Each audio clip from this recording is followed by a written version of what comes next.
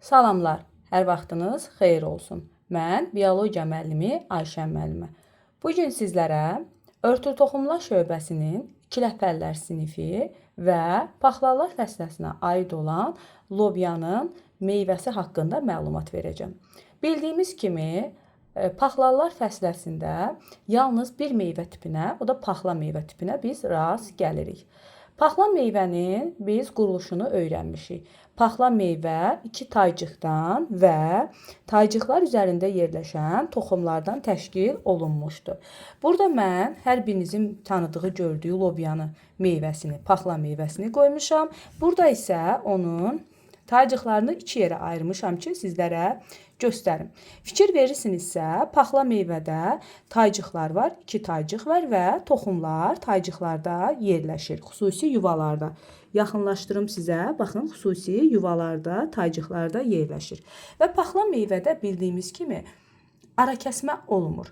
Yəni, paxla meyvə ilə biz buynuz meyvəni fərqləndirirdik, qeyd edirdik ki, məsələn, kələmdə, turpda, xaçelər fəsələsində təsadüf etdiyimiz buynuz meyvədə iki taycıqdan əlavə ortada arakəsmə olurdu və toxumlar arakəsmə üzərində yerləşirdi. Lakin fikir versiniz uşaqlar, burada toxumlar arakəsmə olmadığı üçün taycıq üzərində yerləşir. Hər iki taycığın üzərində biz toxumlara rast gələ bilərik. Hal-hazırda bu meyvədəki toxumlar tam yetişməyib, lakin tam yetişəndə bu toxumlar daha yaxşı görsənir və lobya toxumlarını özü yayır. Belə ki, toxumlar tam yetişəndə onun taycıqları aralanır, quruyur və aralanır, toxumlar ətrafa səpələnir. Və fikir verirsinizsə, bu meyvədə hal-hazırda əlimdə gördüyünüz bir paxla meyvədir.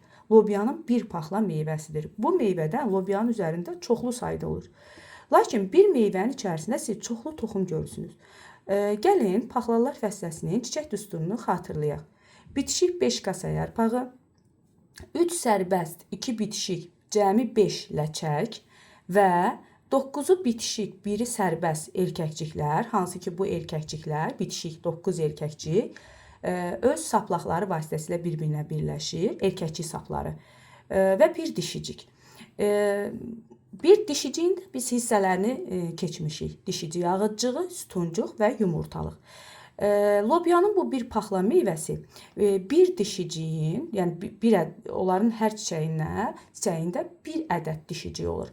Dişiciyində yumurtalığın içərisində yumurtacıq olur. Bu bir meyvə bir yumurtalıqdan, bir dişiciyin bir yumurtalığından. Amma içərisindəki toxumlar isə bir yumurtalığın içərisində yerləşən çoxlu sayda yumurtacıq hesabına yaranır. Baxın, biz bu meyvəyə baxarkən içində çoxlu toxum görürüksə, avtomatik deyə bilərik ki, bunlarda bir yumurtalığın içərisində çoxlu sayda toxum, daha doğrusu yumurtacıq olur. Yəni, yumurtalıq sayı yumurtacıq sayından azdır. Bunu təkcə paxla meyvə üçün yox, buynuz meyvə və yaxud da qutucuq meyvə üçün də biz deyə bilərik. Burada deməli yumurtalıq sayı ilə yumurtacıq sayı eyni deyil. Yumurtacıq sayı yumurtalıq sayından çoxdur. Çünki toxumlar yumurtalığın içərisindəki yumurtacıqdan yaranır. Amma meyvə yanlığı yumurtalığın divarından yarandığı üçün, deməli bu hal-hazırda əlimizdə gördüyümüz meyvə dişiciyin yumurtalığından, yəni bu meyvənin əmələ gəlməsində bir yumurtalıq iştirak edib, lakin çoxlu sayda yumurtacıq iştirak edib. İndi mən bunu kəsəndə içində toxumlar gördüm. Gəlin baxaq görün neçə. Burada 3 var, biri düşdü bura, 4, 5, 6. Hal-hazırda 6 toxum görürəm. İndi ola bilsin bunların toxumların hamısı yetişməyib. Yəni hal-hazırda 6 toxum görürəm. Yəni, onsuz da yetişməyib bu toxumlar, amma 6 toxum varsa, deməli, bu meyvənin əmələ gəlməsində bir yumurtalıq iştirak etdiyi halda, yumurtalığın içərisində maksimum 6 yumurtacıqda mayalanma gedib. Deyə bilmərəm, mən 6 yumurtacıq var. Çünki ola bilsin ki, bütün yumurtacıqlardan mayalanma getməyib. Mayalanma gedən yumurtacıqlardan toxumlar əmələ gəlib. Burada 6 toxum görürüksə, biri də buradadır, bunu da qoyuram bura. Bu deməkdir ki, bu bir yumurtalığın içərisindəki 6 yumurtacıqda mayalanma gedibdir. Aha. Bu qədər. Ümid edirəm ki, sizlər üçün anlaşılıqlı oldu.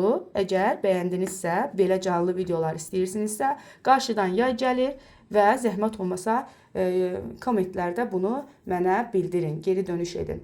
Lobya ilə bağlı mənim YouTube kanalımda canlı bitkinin yarpağı, çiçəyi və s. haqqında məlumat vermişəm. Açıb həmin videoda baxa bilərsiniz. Diqqətiniz üçün təşəkkür edirəm.